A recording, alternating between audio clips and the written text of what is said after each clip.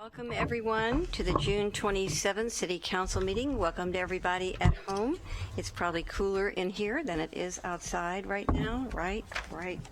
Okay, before we go into the actual items on our agenda, I want to say a few words about an employee who has supported the City Council for over 8 years and a city organization for over 27 years and who is retiring this week.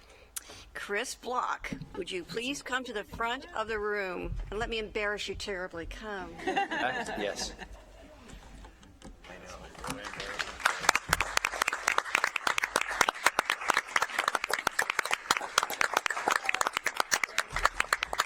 Allow us to thank you for your many years of service. Throughout her long tenure with Central Services, which began in February 1989, Chris has served as a minutes recorder, then as copier services coordinator, and finally as mayor and city council support coordinator.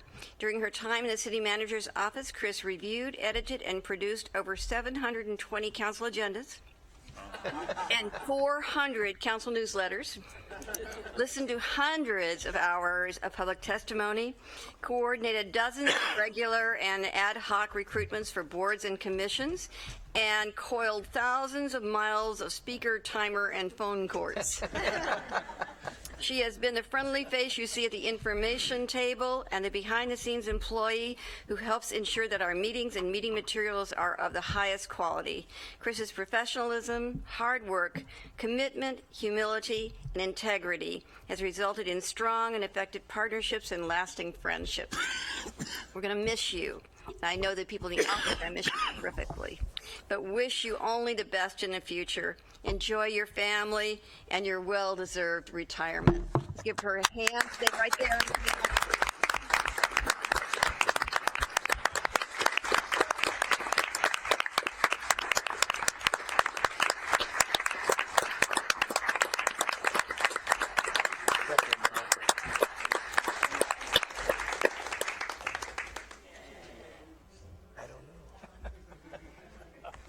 Got to pose, Chris.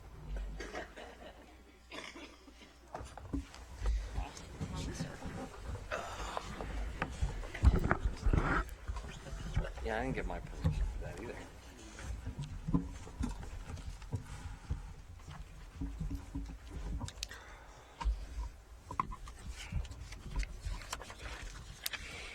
So first up is a public forum.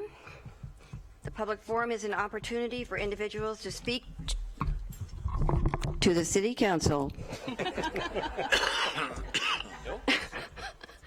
on any city-related issues except for those items which have already been heard by a hearings official or are on tonight's agenda as a public hearing.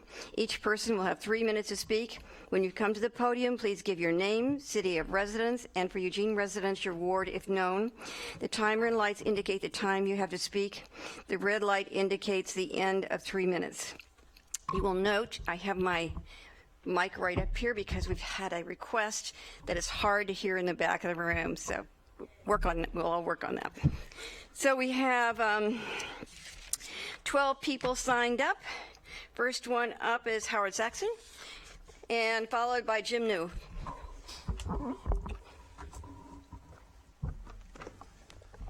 Good evening. My name is Howard Saxon. I live in Eugene, Ward 8, and I am chair of the Sustainability Commission.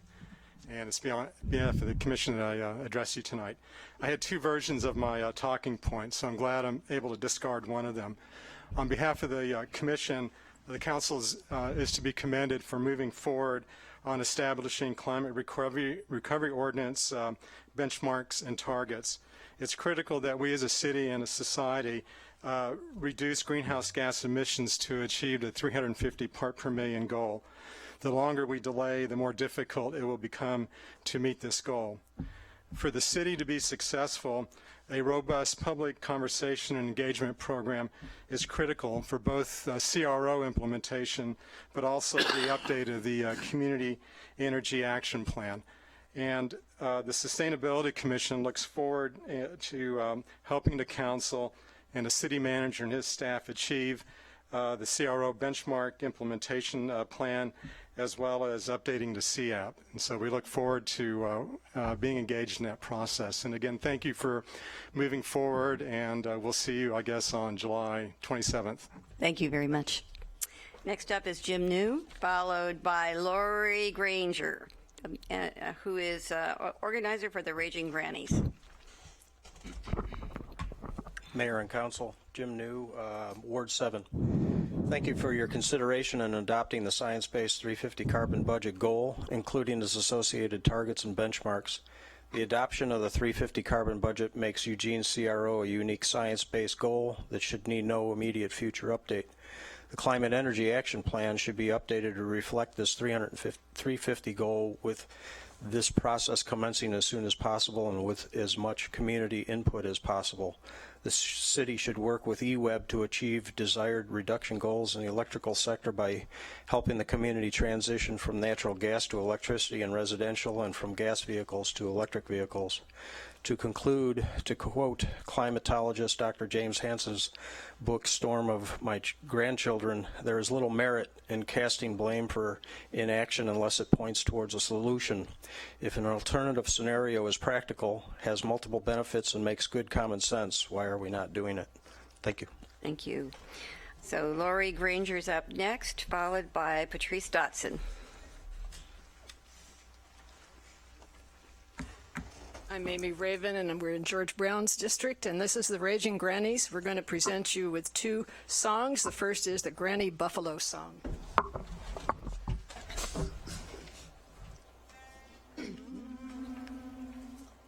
How much do we budget for the system that keeps fossil fuels in the ground? How much should we spend on our existence? We do hope the science is sound.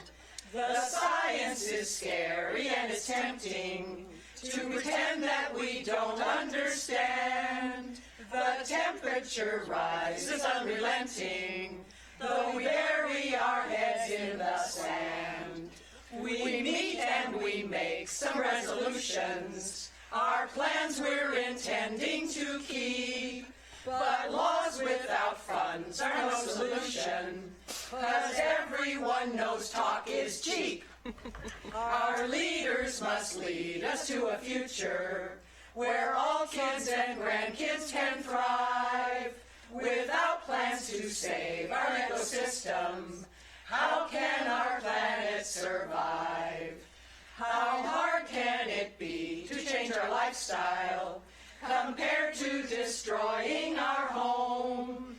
If we cannot be a little versatile, where will the buffalo roam? You. Second song is our Children's Trust Anthem. Parents and friends, we must earn back our children's trust and save the land. Our leaders must be brave. This is their chance to save our coastlines from the waves, the times at hand. We must make promises, shun doubting Thomases, clean up the air. A dirty atmosphere kills all that we hold dear. We have a job that is quite clear. Protect our air. Our children's lives depend on laws that will defend our planet's health. Let people gravitate to leaders who are great. Let everyone cooperate. It's life or death. Thank you. Patrice Dotson is up next, followed by Joshua Scove.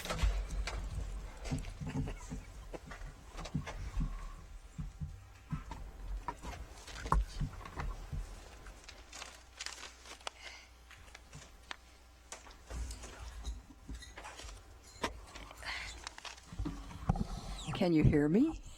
Can you hear me? Oh, good. I'm here this evening to thank the City Council members and the mayor. Though I rarely attend the public forum, I never miss it on TV. I no longer drive at night, so I watch from my living room. One big advantage to this is that I can yell or applaud or shake my fist without reprimand, and I do. I know in my heart that each of you has a positive intention to represent your constituency to the best of your ability. Sometimes it's hard to understand some of your decisions in light of all the public forum speakers who have implored you to decide otherwise. Sometimes I wonder if you even hear us out here crying for change. Sometimes I think there are some councilors who try very hard to break down barriers and others who put up fences, mostly, I think, out of fear. I wept the night so many spoke about keeping Kesey Square open. I think that some councilors regard it as an icon and others as an eyesore. But if you really listen to your speakers, not one advocated getting rid of Kesey Square. In my mind, that says clearly what the people want in their city. What is left is to see if the councilors hear and will respond. For so many years, many spoke up for the shelter for the homeless, places for them to sleep safely, places for them to relieve themselves and dump their trash. Many of the advocates just gave up, I guess, and I do not see them coming here any longer. Some progress has been made, but it has been painfully slow, so the homeless are left to fend for themselves as best they can. This is a sad commentary on how we treat our most vulnerable.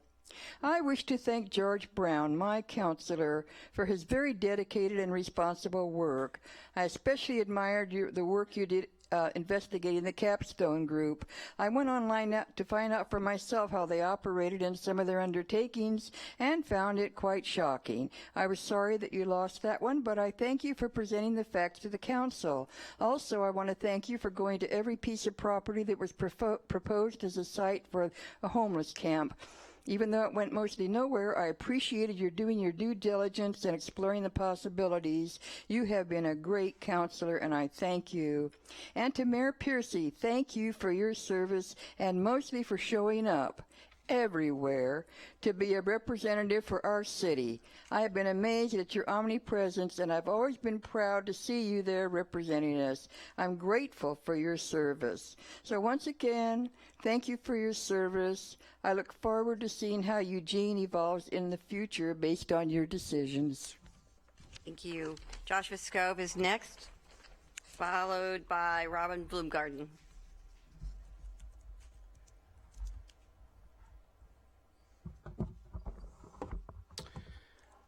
Good evening, Joshua Scove, Ward 1. Thank you for your service, and as usual, hello to Aria and Jasmine watching at home. 3 quick points, a few thank yous related to the just approved Climate Recovery Ordinance Amendment, a comment on the future revision of the Climate and Energy Action Plan, and then a quick comment on urban renewal. I really appreciate the discussion, the depth of discussion that you all just had, and I just want to call out a few things, though there are more that I really appreciated. First of all, to Councilor Zelenka for the effort to affirm the ambitious but necessary goals and to put them in numbers. And I take note of your comment on the importance of our leadership far beyond our borders, which Mayor Piercy's recent trip to China, I think, demonstrates. Also to Councilor Syrett for pushing for a specific timeline. That may be relevant in other things that we're doing as well. I appreciate that. Also to Councilor Pryor for emphasizing that we're actually following through on things we say that we'll do. It's easy to have platitudes, but to have policies that we're really implementing is another deal. And finally, to Councilor Clark for the really important observation that we really have to make our menu options of climate action items something that's meaningful to people in terms of benefits and opportunities that they provide. And fortunately, there are huge opportunities for us to do that, but we have to bother to make those connections for a lot of people. On that note, I want to reemphasize the Mayor's important point about scenario planning and linking transportation and land use planning, one of those areas where we have big opportunities. Second, regarding a future update to the Climate and Energy Action Plan, which we will eventually need. This has been around for a long time. First of all, the importance of public involvement. I know as a professional dealing with the technical aspects of climate change and as a part-time instructor at the business school at the University of Oregon dealing with those same topics, that there are a lot of details here that we'll have to explain to people. And what those details will mean for their lives and lifestyles will not always be clear on the front end. We have another wave of public engagement that we will definitely need to do. Second, and again, following on what Councilors Clark and Zelenka said, we have to communicate the abundant win-win opportunities. We should not just assume that those will emerge. We need to make a real effort as leaders in the community to explain those and have a chance for people to explore those. Sometimes they're trade-offs, but there are a lot of win-win opportunities. Finally, a very quick comment on urban renewal. As part of a political campaign this year, I have been to a couple of thousand people's doors. And I've heard two things. A lot of people want us to make valuable, strategic investments in a vibrant downtown that will make the whole community more prosperous.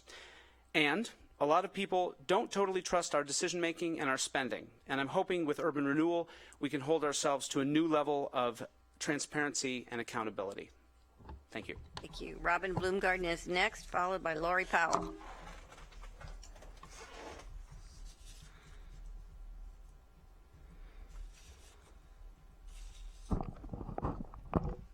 Hi, my name is Robin Bloomgarden, and I'm in Councilor Pryor's district.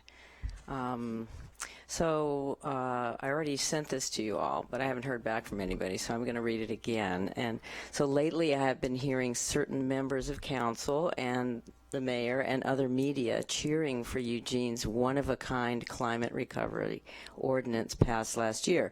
Thank you all for touting it and for your plans to officially adopt the science-based 350 carbon budget goals tonight, which didn't happen, but that's okay. It's very important that we use the latest available science for this plan, making the goals stronger now rather than needing to come back later to fix what is lacking later. Climate change is starting to overwhelm us already, and we need to include strong associated targets and benchmarks and make sure this work stands the test of time and is not just an aspirational goal, because we need real action now. Make sure that this is a broad, inclusive process to ensure we get a quality plan with as much community buy-in as possible. This is very important and cannot be relegated just to the city manager and staff alone. You all must oversee the process with input from citizens, government agencies, and scientists who have been involved with these issues for some time. Ensure that the Climate Energy Action Plan is updated as well to reflect the 350 goals, and please begin all of this as soon as possible. Thank you. Thank you. Lori Powell is next, followed by Linda Hale.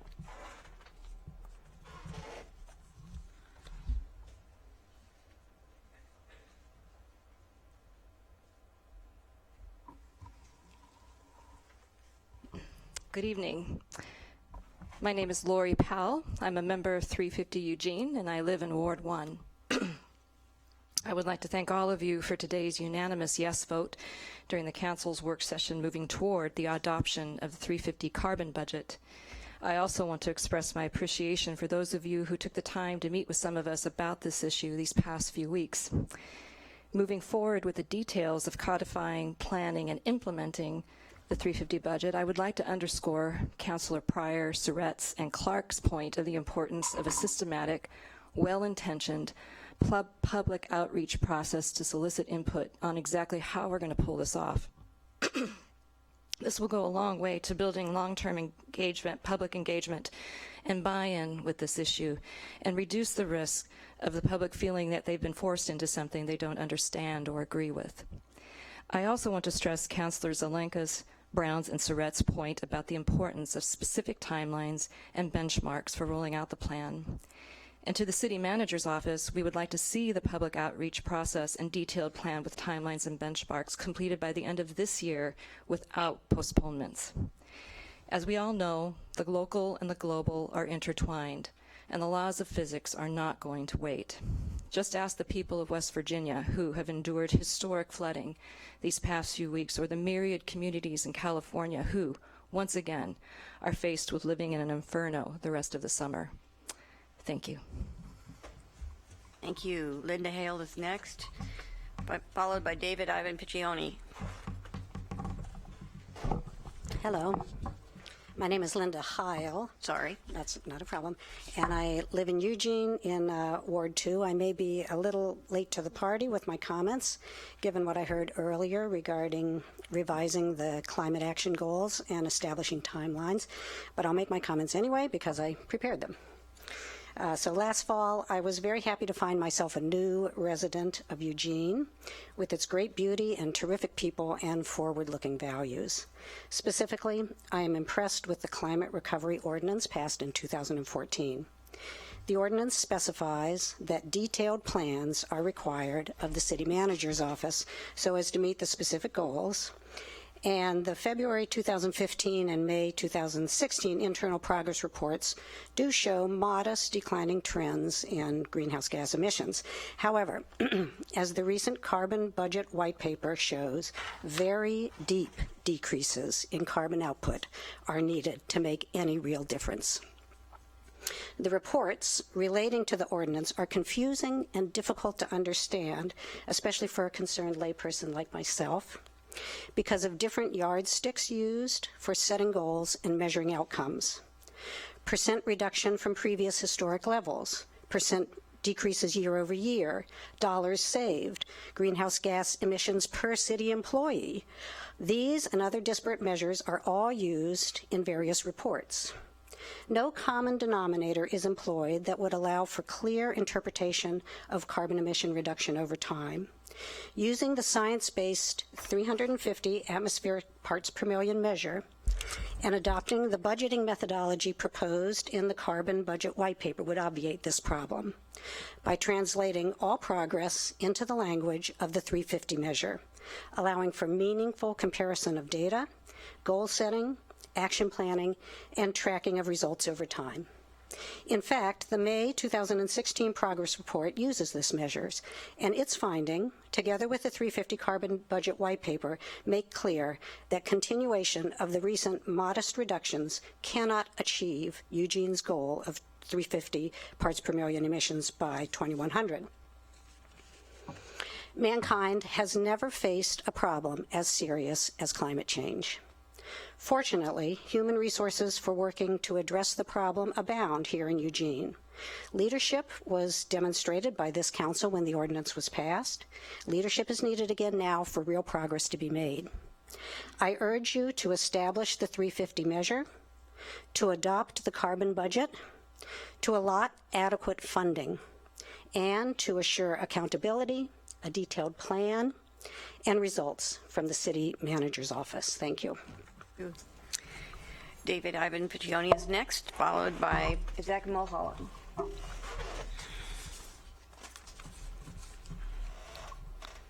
David Ivan Piccioni, I think Ward 7, Surratt. So I think this problem of climate change can be seen in a binary way as a problem of output and input. The output part is the carbon that we're putting into the air, and the input is what is going to be sucking that carbon back into the ground and fixing it.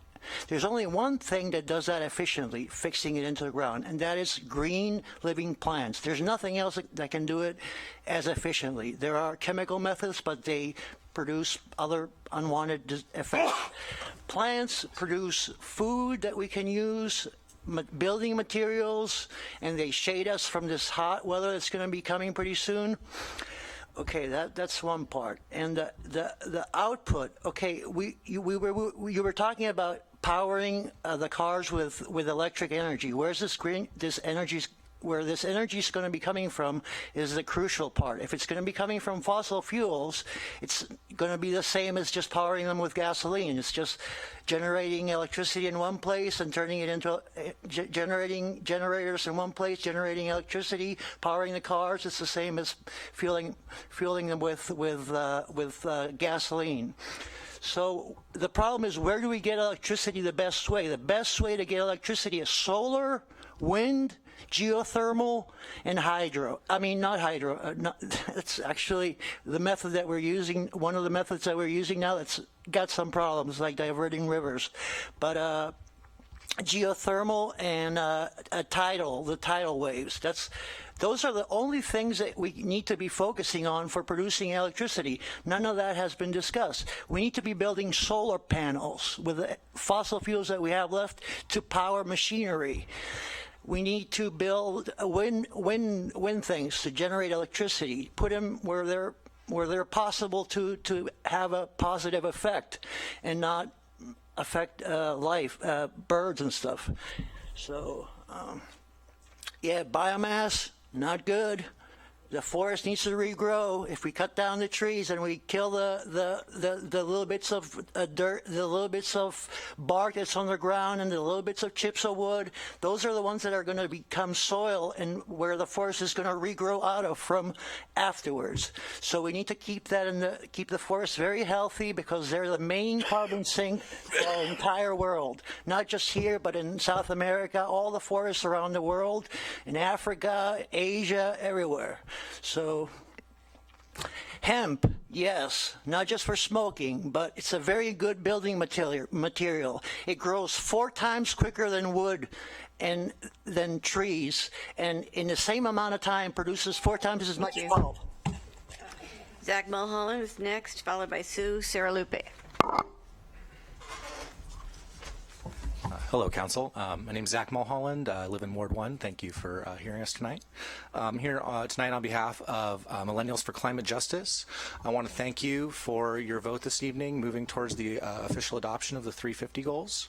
And thank many of you for meeting with us individually or with a group over the last couple weeks. We very much appreciate your time and your thoughts on this issue. Wanted to reiterate, we've been out in the community talking to folks about the adoption of the 350 goal and the update to the Climate and Energy Action Plan, and there's a lot of public support for that. So we've actually had over 700 folks sign signatures in support, and we'll be delivering those signatures to Council in the coming weeks. And so just know that while we have some folks here tonight, there's a lot more support out there in the community cheering you on for what you're doing and what you're taking action towards tonight. That being said, I think after tonight's vote, there's maybe 2 things that are still somewhat loose for how we're going to move forward, and these are what will the process look like in terms of public outreach and involvement, and then the second is how long will it take, and the ideal is that if we're expecting emission reductions next year, I would hope that the Council would be trying to get a plan back for implementation prior to the end of this year so that we can start moving towards those goals. In terms of what will the process look like, ensuring that that's going to include public engagement in the generation of ideas, in the drafting of the plan, as well as the review of that plan, and ideally, having an update to the plan based upon those public comments prior to that plan being brought back to Council. So hopefully, after the ad hoc committee meets, hopefully in the near future, there will be a better idea around what that process will look like and how long that it will take, and that will hopefully get clarified moving forward so that we can definitely have something back by the end of the year and has been done in the way that I think we all want it to. So thank you very much for your time. Thank you. Sue Saralupe is next, followed by Drix.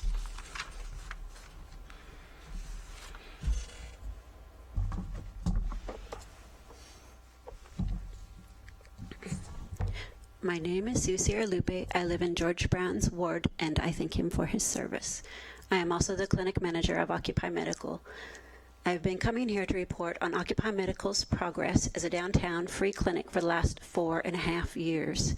I appreciate City Council's support of our clinic. It has not taken much work to draw your attention to public health concerns. As a group tasked with balancing policy with fiscal responsibility, I have found Eugene City Council to be both compassionate and engaged. The lines between a healthy community and intelligent financial investment are short and heavily drawn. Occupy Medical does what it does as a public example of what universal health care, also known as single payer. Anyone that has done any research whatsoever on the topic knows that it is an easy issue to support. Simply looking at the $400 billion that universal health care will save us annually as a country is impossible to ignore.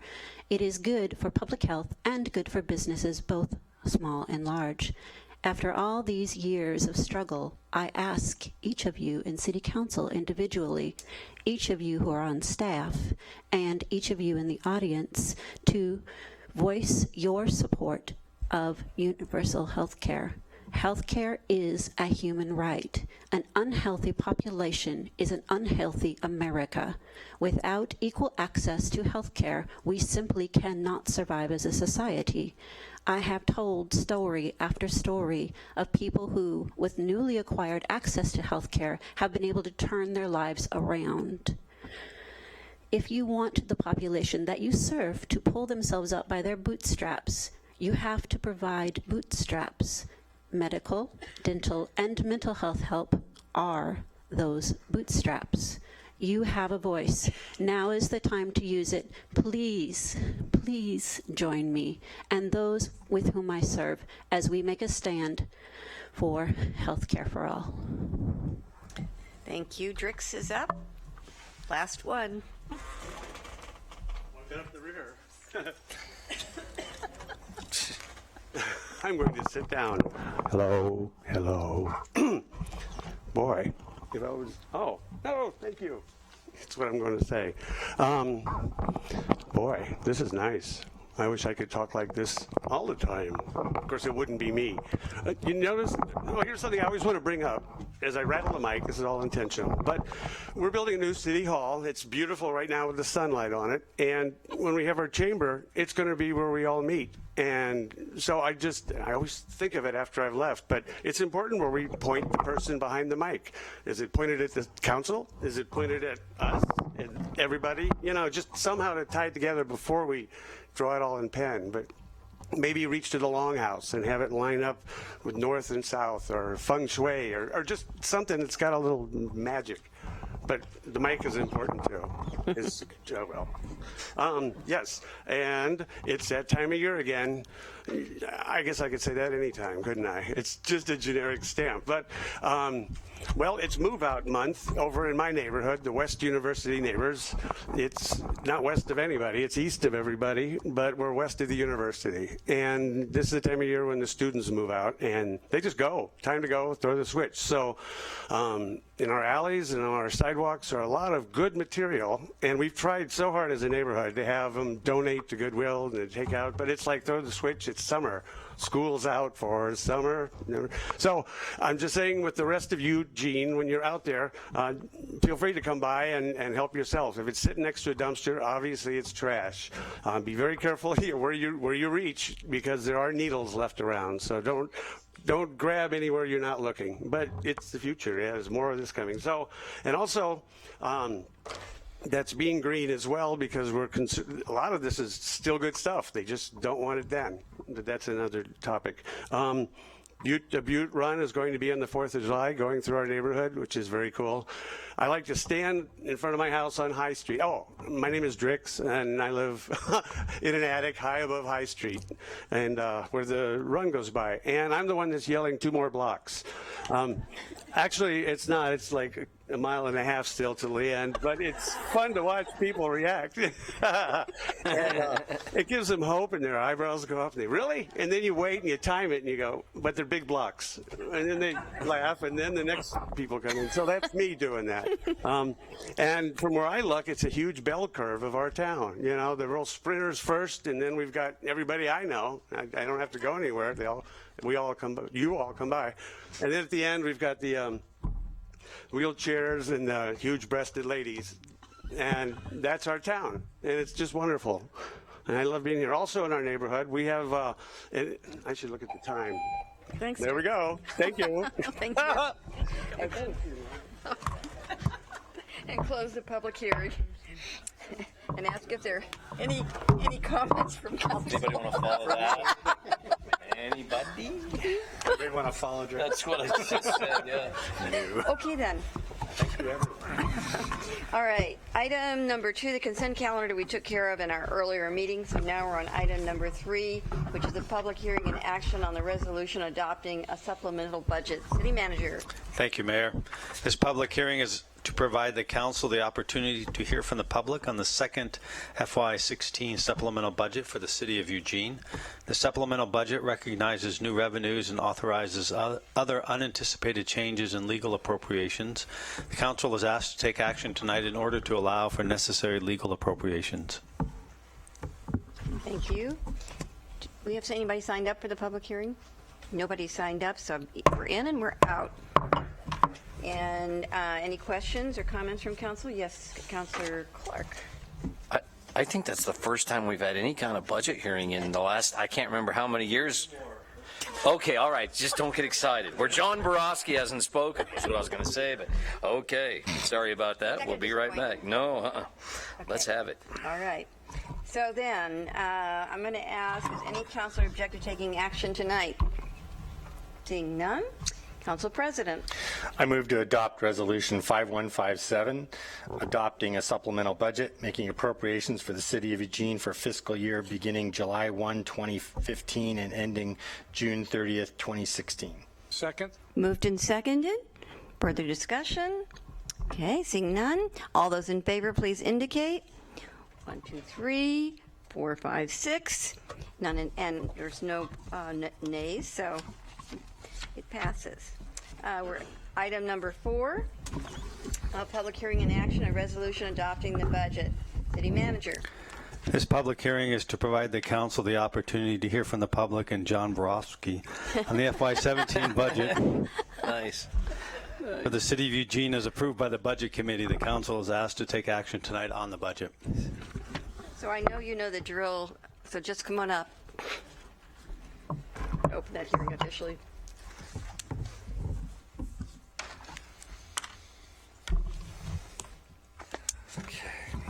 Good evening, Mayor and City Council. My name is John Borowski, Ward 3. Thank you for the opportunity to address you on the City of Eugene's proposed budget for FY17. For me, it would be terrible to have a $400+ million budget and a public hearing for it and nobody talk about it. I know that the Budget Committee has done a lot of hard work and has heard a lot of comments from the community, but this is the actual legal public hearing for this document, and I think it's important to point out a few things that you'll be voting on tonight. For me, I was pleased to see that the Budget Committee has recommended to fund the neighborhood outreach, not only for this year, but have it being an ongoing type of budget thing, as well as the sister cities being ongoing. Another positive thing that you'll be voting for in this budget is an increase to the Human Services Committee. The Budget Committee allocated an extra $200,000 above and beyond what the city manager had proposed, as well as $125,000 to be prioritized from the marginal beginning working capital. I don't know where the manager came up with such a stellar idea of using that extra money at the end of the year for one-time needs. It's just brilliant, and I don't know how else to describe that type of thinking. The other thing that I think is a very positive in this budget going forward was the recommendation to increase the CAHOOTS funding. I think CAHOOTS is a very valuable part of our community, and it does very good work. The rest of the budget, I think that the staff has put together and the city manager has recommended is well thought out. You received an update recently about how our bond rating was just affirmed, that in the new bond sales we were given the AA1 bond rating, which is it was very good, and I think that speaks to the work that you folks do as a council, the staff does as they're work each year, and the Budget Committee does in recommending it. So with that, I just want to thank you and hope that you will approve this budget. Thank you. Now, close the public hearing. Councillor Clark. Thank you, Mayor. I made a joke a little bit ago there at the, expense of my friend, Mr. Broski, but I just want to say for those that are actually watching on TV and those that are here, after having served on the Budget Committee for 3 years, several years, as a volunteer, going to meetings that last for hours and hours and hours to have discussions about what we should do, and then literally to come to every single public hearing that we've ever had on the budget for years. I appreciate my friend and his service to our community. He almost every time brings up something I didn't think about exactly that way and helps make the process better. And I don't know anyone who isn't on the staff of the city who knows more about the city budget than John does. And he's kind enough to come and share it with us. And so I appreciate that very much. Thank you, sir. Thank you. And I would just add that I appreciate you pulling out those things to share about the budget that people in the community can hear about it. Those are important things to mention and really speak to the goals that council's trying to achieve and the things we're trying to move forward. So thank you for that as well. All right. Council President? Oh, you have to ask. I have to ask. Does anybody object to us taking action tonight? See that? Okay, there you go. I move to adopt Resolution 5158, electing to receive state revenue sharing funds pursuant to Section 221.770 of the Oregon Revised Statutes. Second. Moved and seconded. Discussion? None. All those in favor, please indicate. 6 in favor and none in opposition.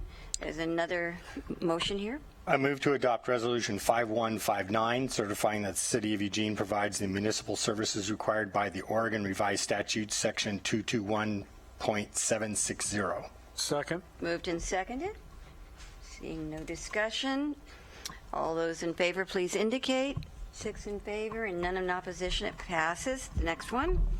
I move to adopt Resolution 5160, adopting the budget, making appropriations, and determining, levying, and categorizing the annual ad valorem property tax levy for the City of Eugene for the fiscal year beginning July 1, 2016 and ending June 30th, 2017. Second. Moved and seconded. Discussion? Seeing none. All those in favor, please indicate. 6 in favor and none in opposition. Passes. I'm going to adjourn the meeting of the Eugene City Council and convene a meeting of the Eugene Urban Renewal Agency. Public hearing and action. Okay. Manager, did you want to say anything? No, ma'am. Okay. Hi, John. Something like that.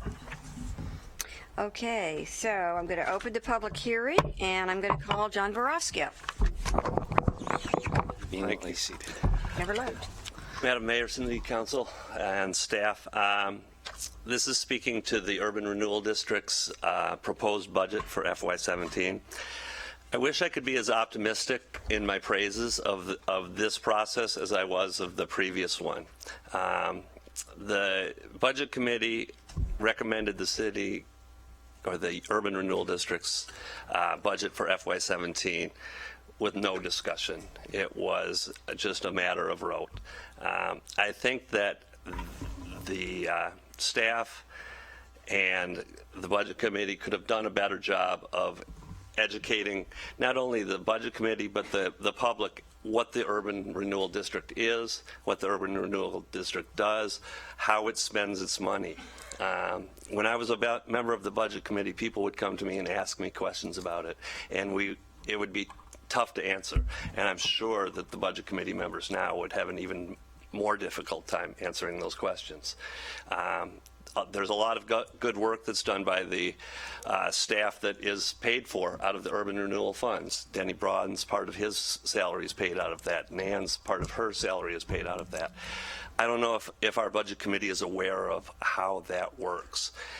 And in conjunction with the discussions that you had as far as the plan amendments on the Urban Renewal Agency, I think that this year would have been an even more appropriate time for an expanded discussion of how the Urban Renewal Agency works with the Budget Committee. You're asking them to approve this budget, and you also are asked to approve it. I think that you as counselors are a little bit more aware than the Budget Committee, and the Budget Committee is a little bit more aware than the general public. But I see this as an opportunity to educate not only them, but the public as a whole as to how the Urban Renewal Agency is governed and how it is budgeted for. And I think that this year, by just asking for a vote to approve it, was a disservice to us as citizens. So with that, I will end Thank you very much. I close the public hearing. Ask if there are any questions from council, comments. Yes, Councilor Surratt. Yeah, I really appreciate the public comment about doing some more vetting on the Urban Renewal District budget with the Budget Committee. You know, I think we were very fortunate in some ways to not need many meetings to deliberate on the main budget itself. And hopefully we might be in a similar situation next year. And I might just suggest to finance staff to speak with the chair of the Budget Committee about setting some time aside to talk about the Urban Renewal District budget, how it interacts with the general fund, what some of those pieces are, and then maybe a report on how, if any money's been spent, how it's been spent in the year before. So thank you, John, for that suggestion. Any councilor object to taking action tonight? Okay. All right, we'll put it out there. I move to adopt Resolution 1079 of the Urban Renewal Agency of the City of Eugene, adopting the budget, making appropriations, and declaring the amount of tax to be certified for the fiscal year beginning July 1, 2016 and ending June 30th, 2017. Second. Moved and seconded. Let's see, any discussion? All those in favor, please indicate. 6 in favor and none in opposition. It passes. Thank you. I guess my only comment would be it seems appropriate after having voted on all this to say a special thank you to our staff, given that John's comments about the rating and the hard work that we've been through for, we're on the better end of the hard work now, but it's been a long haul with the recession and trying to keep everything moving. And so I just want to take this opportunity to thank you all throughout all of our departments for your hard work. It's very much appreciated. Thank you. And with that, everybody gets to go home.